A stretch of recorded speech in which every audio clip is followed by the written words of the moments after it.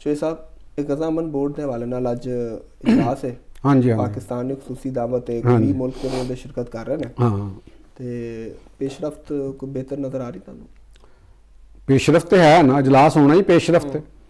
देखो ना जिहड़ा ब्रेन चाइल्ड है Donald Trump, president Donald Trump दा, और ਉਹਦੇ ਤੇ ਆ ਜਿਹੜੇ ਇਜਲਾਸ ਨੇ ਹੁਣ ਇਹਦੇ ਤੇ ਉਹਦੇ ਚ ਪਲੈਨਿੰਗ ਹੋਣੀ ਹੈ ਗਜ਼ਾ ਦੇ ਵਿੱਚ। ਅਸੀਂ ਬਲਕਿ ਜੋ ਕਹਿ ਰਹੇ ਨੇ ਕੋਈ 5 ਅਰਬ ਡਾਲਰ ਇਕੱਠੇ ਹੋਣ ਦਾ ਵੀ ਇਮਕਾਨ ਹੈ ਉੱਥੇ। ਇਮਕਾਨ ਹੈ ਤੇ ਉਹ ਹੁਣ ਸ਼ੁਰੂ ਉੱਥੇ ਜ਼ਾਹਰ ਹੈ ਉਹਦੀ, ਮੇਰਾ ਖਿਆਲ ਹੈ ਕਿ ਉਹਦੀ ਐਗਜ਼ੀਕਿਊਸ਼ਨ ਦੇ ਅੱਗੋਂ ਮਰਾਹਲ ਤੈਅ ਹੋਣੇ ਨੇ ਕਿ ਉਹਨੂੰ ਕਿਸ ਤਰੀਕੇ ਦੇ ਨਾਲ ਮਾਮਲਾਤ ਨੂੰ ਅੱਗੇ ਲੈ ਕੇ ਚੱਲਣਾ। ਤਾਂ ਇਜ਼ ਵੈਰੀ ਇੰਪੋਰਟੈਂਟ, ਮਤਲਬ ਕਿ ਇਹ ਹੋ ਰਿਹਾ ਜਿਹੜਾ ਇਹਨਾਂ ਦਾ ਮੀਟਿੰਗ ਹੈ ਇਸ ਵਕਤ ਉੱਥੇ।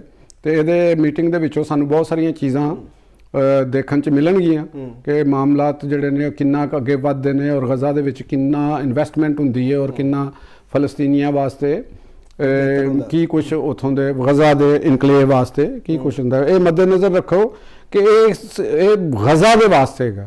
ਗਜ਼ਾ ਇੱਕ ਜਿਹੜਾ ਇਨਕਲੇਵ ਹੈ ਨਾ, ਇਹ ਉੱਥੋਂ ਦੇ ਵਾਸਤੇ ਹੈਗਾ। ਫਲਸਤੀਨ ਅਥਾਰਟੀ ਦੇ ਅੰਡਰ ਜਿਹੜੇ ਏਰੀਆਜ਼ ਨੇ ਉੱਥੇ ਤੇ ਆਲਰੇਡੀ ਲੜਾਈ ਨਹੀਂ ਸੀ ਹੈ ਜਾਂ ਕੋਈ ਐਸਾ ਮਸਲਾ ਨਹੀਂ ਸੀ ਹੈ, ਤੇ ਉਹ ਫਲਸਤੀਨ ਅਥਾਰਟੀ ਗਜ਼ਾ ਜਿਹੜਾ ਪੀਸ ਬੋਰਡ ਹੈ, ਗਜ਼ਾ ਅਮਨ ਦਾ ਜਿਹੜਾ ਮਨਸੂਬਾ ਹੈ ਉਹਦੇ ਨਾਲ ਹੈ। ਔਰ ਮੁਸਲਿਮ ਮੁਲਕ ਜਿਹੜੇ ਨੇ 8 ਵੱਡੇ ਮੁਲਕ ਜਿਹੜੇ ਨੇ ਖਾਸ ਤੌਰ ਤੇ ਉਹ ਵੀ ਇਹਦੇ ਨਾਲ ਨੇ। ਤੇ ਉਹ ਸਿਰਫ ਇਹ ਅਗਰ ਕਹਿਣਾ ਕਿ ਅਸੀਂ ਪਾਕਿਸਤਾਨ ਸਿਰਫ ਨਾਲ ਹੈ ਤੇ ਜਾਂ ਕੋਈ ਐਸੀ ਗੱਲ ਕਰਨਾ, ਉਹ ਐਸੀ ਗੱਲ ਨਹੀਂ ਹੈ। ਈਵਨ ਹਮਾਸ ਵੀ ਇਸ ਦੇ ਨਾਲ ਹੈ, ਉਹਦੇ 2-4 ਗੱਲਾਂ ਦੇ ਉੱਤੇ ਇਖਤਲਾਫ ਨੇ, ਮਗਰ ਡਿਸਆਰਮ ਹੋਣ ਦੇ ਉੱਤੇ, ਗਾਰੰਟੀਜ਼ ਦੇ ਉੱਤੇ, ਮੁਖਤਲਿਫ ਹੋਰ ਮਾਮਲਾਤ ਉੱਤੇ ਜਿਹੜੇ ਇਖਤਲਾਫਾਤ ਨੇ। ਜ਼ਾਹਰ ਹੈ ਉਹ ਇਖਤਲਾਫਾਤ ਰਹਿਣਗੇ ਵੀ ਔਰ ਵਕਤ ਦੇ ਨਾਲ ਨਾਲ ਉਹ ਦੂਰ ਵੀ ਹੋਣਾ ਸ਼ੁਰੂ ਹੋ ਜਾਣਗੇ। ਦੇਖਣਾ ਸਿਰਫ ਇੰਨਾ ਹੈਗਾ ਕਿ ਇਹ ਜਿਹੜਾ ਬੇਸਿਕ ਕੰਸਰਨ ਜਿਹੜਾ ਉਹ ਉੱਥੋਂ ਦੇ ਪੈਲਸਟਾਈਨੀਅਨਸ ਦੇ ਨਾਲ ਹੈਗਾ, ਉੱਥੋਂ ਦੇ ਸ਼ਹਿਰੀਆਂ ਦੇ ਨਾਲ ਹੈਗਾ ਕਿ ਉਹਨਾਂ ਨੂੰ ਕਿੰਨਾ ਕੁ ਸਹੂਲਤ ਮਿਲਦੀ ਹੈ। ਅਸੀਂ ਤਾਂ ਇਹੋ ਹੀ ਚਾਹਾਂਗੇ ਕਿ ਉੱਥੇ ਕਤਲੋ ਗਾਰਤ ਜੰਗ ਬੰਦ ਹੋਵੇ, ਇਸਰਾਈਲ ਜਿਹੜਾ ਹੈ ਉਹਨੂੰ ਕਿਸੇ ਸਮਝੌਤਿਆਂ ਦੇ ਅੰਦਰ, ਇੰਟਰਨੈਸ਼ਨਲ ਗਾਰੰਟੀਜ਼ ਦੇ ਅੰਦਰ ਜਕੜਿਆ ਜਾਏ।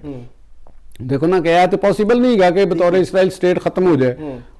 जो सब हाले तक भी देखो ना वो सीज फायर ਦੀ ਮੁਸਲਸਲ ਖਿਲਾਫਵਰਜ਼ੀ ਕਰਦਾ ਹੈ ਇਸਰਾਈਲ।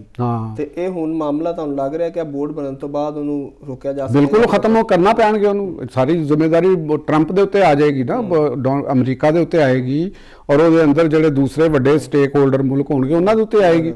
ਇਸਰਾਈਲ ਖੁਦ ਵੀ ਉਹਦੇ 'ਚ ਸ਼ਾਮਲ ਹੈ, ਉਹਨੂੰ ਤਾਂ ਇਹ ਰੋਕਣਾ ਪਏਗਾ ਨਾ। ਮੈਂ ਜਿਹੜੀ ਗੱਲ ਕਰ ਰਿਹਾ ਕਿ ਉਹਨੂੰ ਮੁਆਹਦਿਆਂ ਦੇ ਵਿੱਚ, ਇੰਟਰਨੈਸ਼ਨਲ ਗਾਰੰਟੀਜ਼ ਦੇ ਵਿੱਚ ਜਕੜਨਾ ਪਏਗਾ। ਅਗਰ ਉਹ ਜਕੜਿਆ ਜਾਂਦਾ ਤੇ ਮੇਰਾ ਤਾਂ ਖਿਆਲ ਹੈ ਕਿ ਫਿਰ ਕੋਈ ਅੱਗੇ ਸਮੂਥ ਸੇਲਿੰਗ ਦੇ ਇਮਕਾਨਾਤ ਸਾਨੂੰ ਨਜ਼ਰ ਆ ਰਹੇ ਨੇ। ਔਰ ਦੂਸਰੀ ਗੱਲ ਹੈ ਇਹ ਕਿ ਵਸਤ ਜਿਹੜੀ ਮਿਡਲ ਈਸਟ ਹੈਗੀ ਹੈ ਉਹਦੇ ਅੰਦਰ ਵੀ ਕੁਝ ਤਬਦੀਲੀਆਂ ਆ ਰਹੀਆਂ ਨੇ। ਅਮਰੀਕਨ ਮੀਡੀਆ ਈਰਾਨ ਦੇ ਹਵਾਲੇ ਦੇ ਨਾਲ ਕੁਝ ਗੱਲਾਂ ਕਰ ਰਿਹਾ ਤੇ ਇਹ ਇੱਕ ਮੁਹਿੰਮ ਦਾ ਮੈਨੂੰ ਖਤਰਾ ਲੱਗ ਰਿਹਾ ਹੈ। ਹਫਤੇ ਦਾ ਟਾਈਮ ਦਿੱਤਾ ਜਾ ਰਿਹਾ, ਖਤਰਨਾਕ। ਤੇ ਮੈਨੂੰ ਇੱਕ ਖਤਰਾ ਮੈਨੂੰ ਇੱਕ ਲੱਗ ਰਿਹਾ ਜਿਹਦੇ ਤੇ ਪਾਕਿਸਤਾਨ ਨੂੰ ਵੀ ਇੱਕ ਨਜ਼ਰ ਰੱਖਣ ਦੀ ਜ਼ਰੂਰਤ ਹੈ, ਬਾਕੀਆਂ ਨੂੰ ਵੀ ਇਹਦੇ ਤੇ ਰੱਖਣ ਦੀ ਜ਼ਰੂਰਤ ਹੈ। ਕਿਉਂਕਿ ਵੱਡੀਆਂ ਤਾਕਤਾਂ, ਇਹ ਤੇ ਇੱਕ ਅਸੂਲ ਹੈ, ਜਿਹੜੇ ਵੱਡੇ ਤਾਕਤਾਂ ਹੁੰਦੀਆਂ ਨੇ, ਮੂੰਹ ਜ਼ੋਰ ਹੁੰਦੀਆਂ ਨੇ, ਉਹਨਾਂ ਨੂੰ ਛੋਟੇ ਮੁਲਕ ਰੋਕ ਨਹੀਂ ਸਕਦੇ।